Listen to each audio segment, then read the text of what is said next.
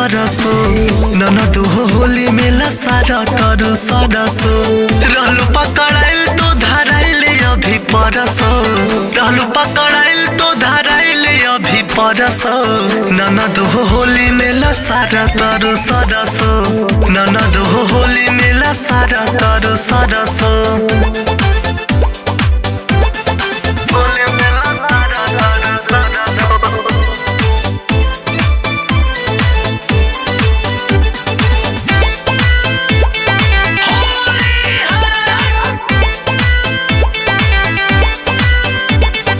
दांत धसल बा गलिया पे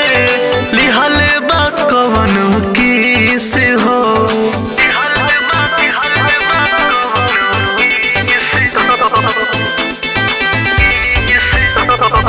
दांत धसल बा गलिया पे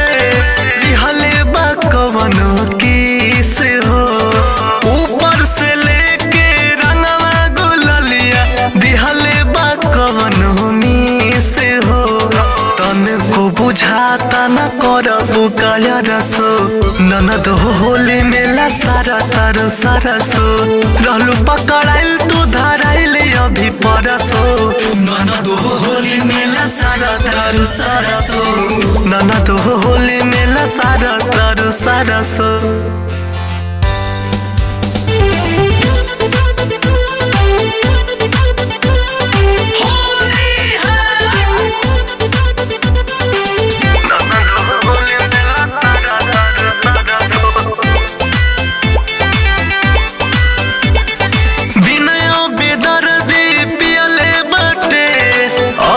के होली मेरा था हो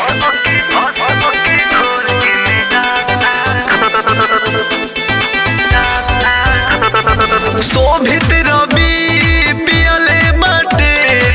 असो के होली मेरा था हो पीके से नसाई लागत बाटे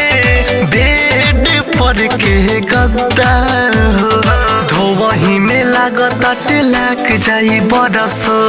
ननद होली मेला सारा तरु सरसो रहलू पकड़ाइल तू धराइल अभी परसो ननद होली मेला सारा तरु सरसो ननद होली मेला सारा तरु सरसो।